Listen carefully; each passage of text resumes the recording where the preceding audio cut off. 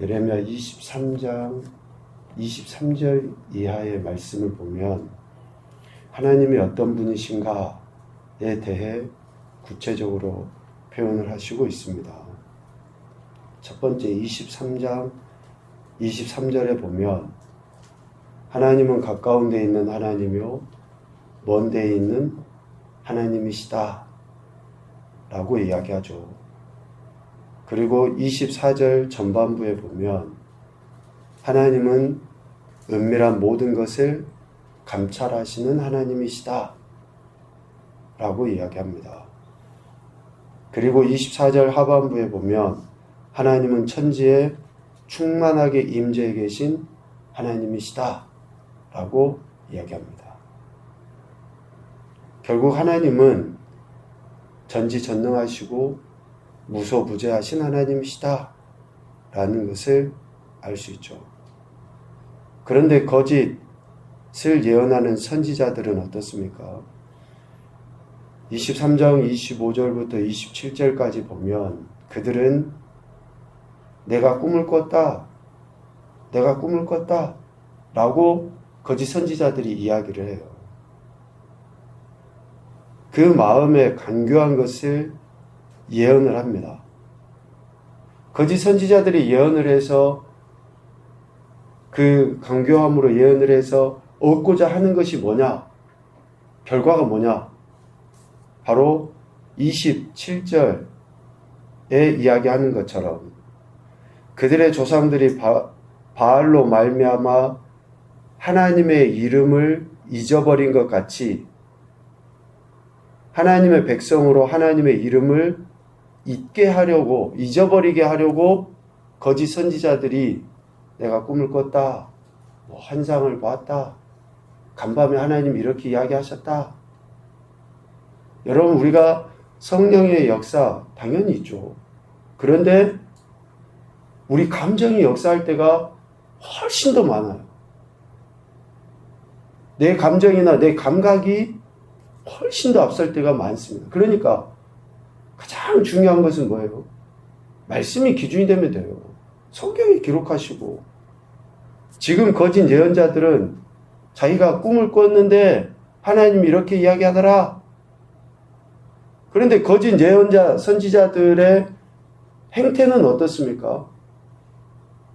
저들은 자신들이 미혹된 것을 백성들에게 그대로 이야기하면서 결국은 하나님의 이름을 잊어버리게 만들려 하는 것이죠. 그러나 하나님의 부르심을 받은 선지자들은 하나님께서 꿈꾸게 하신 그 꿈만을 말을 하죠.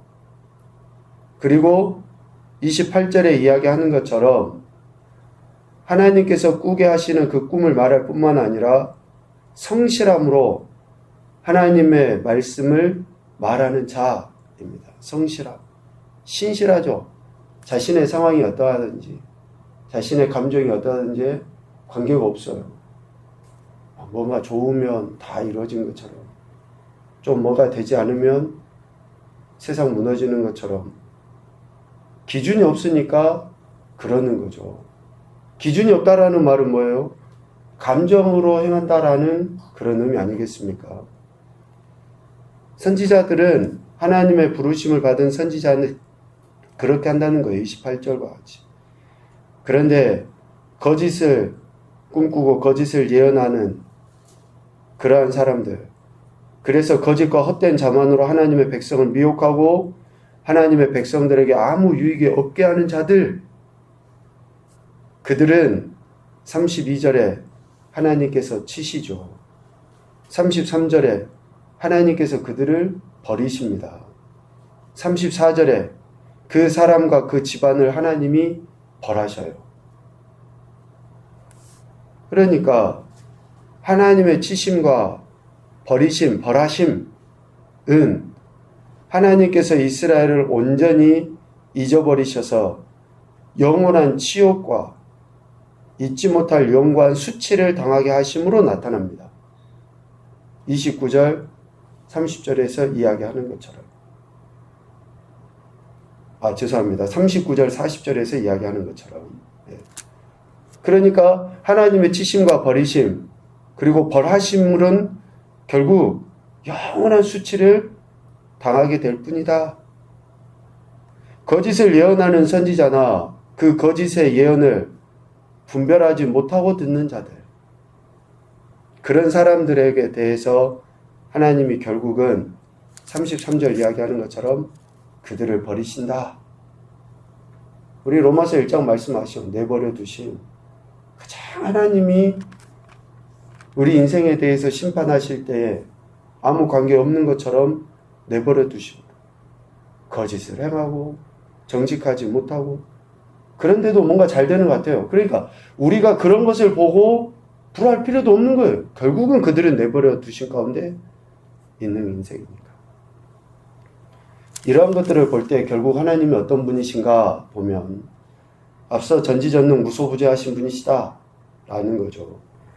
그런데 이러한 하나님의 사역, 행위로 인해서 우리는 하나님이 사랑과 공의의 하나님이시다 라는 것을 분명하게 알 수 있어요. 사랑하셔서 택하시고 그들 가운데 임재하시는 하나님이시죠. 그러니까 사랑의 하나님이셔요.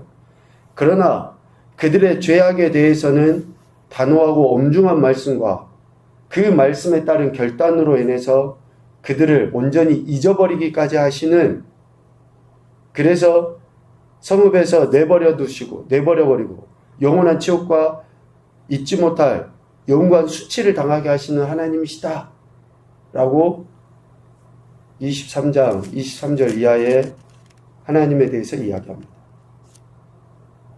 오늘 우리가 읽은 24장 말씀은 하나님의 이 엄중한 말씀, 즉 사랑하셔서 택하셨음에도 불구하고 하나님이 저들을 내버리신다라고 하시는 이 엄중한 심판의 말씀의 실제를 지금 보여주시는 내용이 바로 24장 말씀입니다. 좋은 모아가와 나쁜 모아가 두 광주리를 보여주시면서 하나님께서 사랑의 하나님이시지만 공의의 하나님 되신다라고 하는 것을 실제적으로 보여줘요. 이스라엘 지금 하나님의 말씀에 불순종하고 하나님의 뜻을 거역한 저들에 대해 하나님의 뜻은 뭡니까? 저들이 포로로 잡혀가는 거예요. 그러니까 포로로 잡혀간 이스라엘을 향해서 하나님께서는 5절에 보면 내가 좋은 모아가 같이 잘 돌봐주겠다 라고 하나님 이야기하셔요. 비록 심판에 의해서 내버려짐 바벨론의 포로로 잡혀가게 되지만 하나님은 그들을 잊지 않으시고 좋은 모아가 같이 잘 돌보신다 라는 거죠. 그러면 잘 돌보심의 목적은 뭔가? 6절 다시 이 땅으로 인도하여 세우고 헐지 아니하며 심고 뽑지 아니하기 위해서 잘 돌보시는 거예요. 하나님이. 7절 우리 7절 말씀은 다시 한번 읽어봅시다. 시작. 내가 여호와인 줄 아는 마음을 그들에게 주어서 그들이 전심으로 내게 돌아오게 하리니 그들은 내 백성이 되겠고 나는 그들의 하나님이 되리라. 아멘. 왜 하나님이 지금 저들을 포로로 잡혀간 그 상황에서도 하나님이 좋은 모아가를 돌보신과 같이 돌보십니까? 결국은 그들을 돌아오게 하시기 위함이죠. 그런데 돌아오게 하는 것이 땅, 예루살렘을 회복시켜 주시기 위함 정도의 목적이 아니에요. 야, 내가 너네들 살 땅을 다시 회복시켜 줄게, 돌이켜 줄게. 그런 차원의 것이 아니라 7절 마음을 내가 여호와인 줄 아는 마음을 그들에게 주어서 그들의 마음이 하나님께 다시 굴복하게 하는 거죠. 그들이 전심이 어떤 마음입니까? 전심으로 하나님에게 돌아오게 되기 위하여. 그래서 그들이 지금도 여전히 하나님의 백성이고 하나님이 그들의 하나님이지만 전심으로 하나님께 돌아와 하나님의 백성으로 살아가도록 하기 위해서 하나님께서 비록 포로 가운데 내버려 두시기는 하지만 그 가운데서 하나님이 돌보신다라는 거죠. 그러니까 지금까지 하나님께서 이스라엘에게 행하신 그 일, 이스라엘을 하나님의 백성 삼으시고 하나님은 그들의 하나님이 되심을 선포하기 위해서, 이거는 애굽에서 나올 때부터 했던 말씀 아닙니까? 비록 포로로 잡혀가게 하시지만 그들을 헐지 아니하시고 심고 뽑지 아니하시며 돌보신다 라는 거예요. 그런데 포로로 잡혀가지 않고 예루살렘에 남아있는 자들, 그러니까 사람들 생각에는 우리가 포로로 잡혀가지 않는 것이 유익이라고 생각할 거 아니에요. 내가 지금 가난해지지 않는 것이 내게 더 좋은 일이고 잘된 거라고 생각할 거 아닙니까? 내가 명예를 계속 갖고 있는 것이 내게 더 유익하고 좋은 일이라고 생각할 거 아니에요. 그런데 하나님은 하나님의 뜻을 불순종하고 거짓 예언에 빠져있는 저들에게 포로로 잡혀가는 것이 유익이라고 이야기했잖아요. 그런데 사람들은 그래도 포로로 안 잡혀가야지. 그래도 가난해지면 안 되지. 내가 하나님 뜻에 불순종하고 거역하고 살아가는데도 불구하고 그래도라고 생각할 거예요. 그래서 시드기야와 그 고관들과 예루살렘에 남아있는 사람들, 그들은 포로로 안 잡혀갔으니까 우리는 좀 더 포로로 잡혀간 사람들보다 낫다라고 여기는지 모르겠어요. 그러나 하나님의 뜻은 이미 범죄한 이스라엘이 바벨론 포로로 잡혀가는 것이다라고 분명하게 하나님이 선포하셨습니다. 21장 7절에 보면. 그런데 바벨론으로 사로잡혀가지 않고 예루살렘에 남아있는 그런 자들은, 앞서 포로로 잡혀간 자들이 좋은 무화과였다 그러면 그들은 나빠서 먹을 수 없는 나쁜 무화과 같다 라고 하나님이 말씀하시는 거예요. 8절. 그래서 그들을 버리는 거죠. 포로로 잡혀가게 하신 것, 그것까지 하나님의 뜻이다 그러면 어때요? 우리 인생은 순종해야죠. 우리가 불충하고 어리석고 회개치 아니함으로 인해서 당하는 문제들을 우리가 수용해야죠.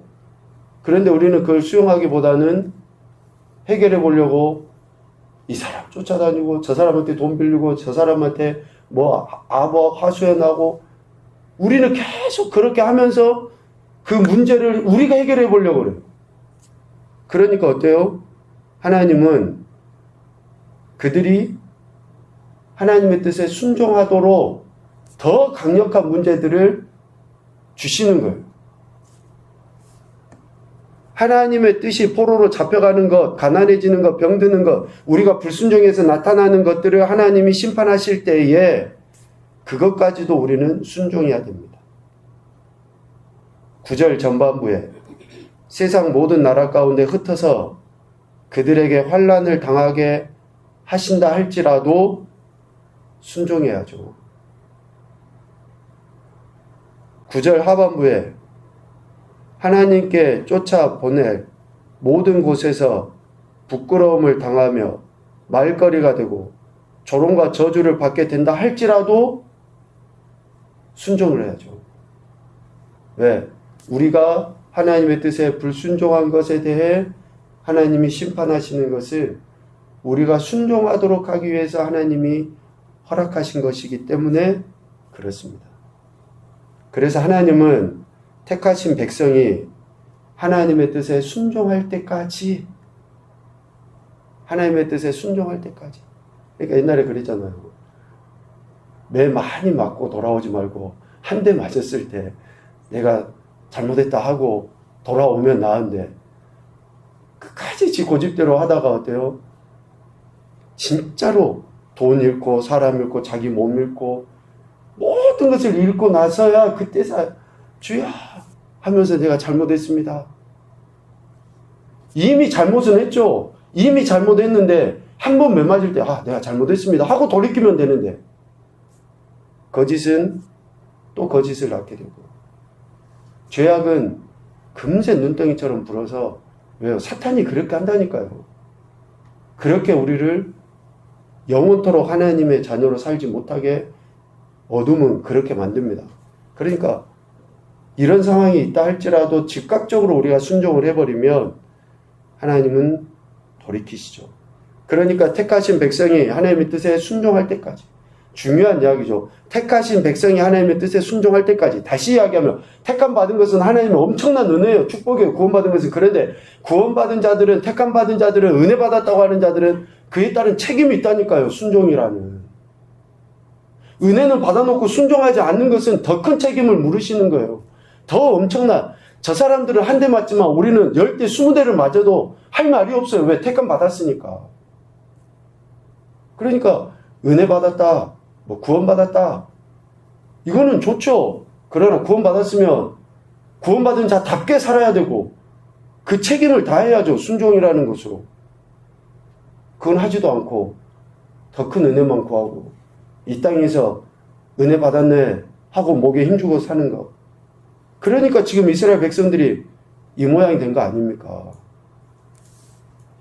택하신 백성이 순종할 때까지 10절에 보면 칼, 기근, 전염병을 그들 가운데 보내서 하나님이 심판하시는 거죠.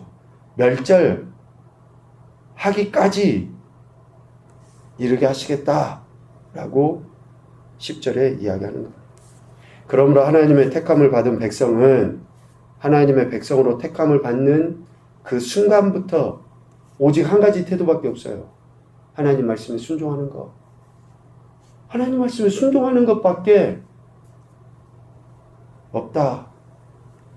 어쩌면 우리 인생의 생각과 다른 상황과 환경에 놓인다 할지라도 우리는 순종하는 것밖에 없다라는 거예요.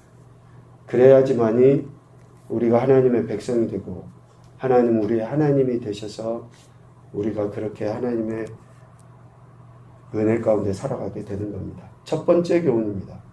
무소부재하시고 전지전능하신 하나님 되심을 항상 인식하며 살아가자.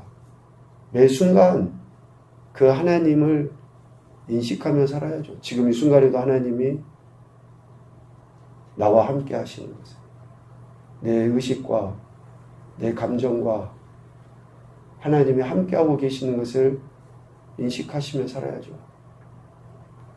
두 번째, 사랑과 공의의 하나님 되심을 잊지 말고 살아가자. 하나님은 사랑도 베푸시지만 공의의 하나님이십니다. 그러니까 늘 연약하고 부족한 우리들이 제일 먼저 해야 되는 게 뭐예요? 회개예요, 회개. 하나님 말씀대로 우리가 여전히 살지 못하고 있음에도 불구하고 목이 곧은 백성처럼 마음이 단단히 굳어갖고 있으면 매맞는 것밖에 없죠. 세 번째, 구원받은 하나님의 백성은 오직 하나님의 말씀에 순종만 보여야 한다. 순종만 보여야 됩니다. 하나님 말씀에 순종할 때 하나님께서는 하나님이 택하신 백성에 대한 무한한 책임을 지십니다. 무한한 책임. 그것이 우리 인생은 상상도 할 수 없는 하늘의 소망뿐만이 아니라 이 땅에서도의 평안인 거예요. 그래서 지금 우리의 상황을 돌아보면 왜 이런 문제가 생겼는가? 그것은 다른 거 아닙니다. 다른 사람 문제도 아니에요. 내가 말씀에 불순종한 거, 그것이 문제입니다. 그래서 오늘 우리가 하나님의 존재와 또 사역에 대해 묵상도 해보면서 오직 구원받은 자로서 순종함이 있어야 한다라는 것을 다시금 생각해 보게 됩니다. 오늘도 하나님 말씀에 순종함으로 하나님 주신 은혜를 누리시고 증거하는 복된 인생이 되시기를 주님의 이름으로 축복합니다. 아멘.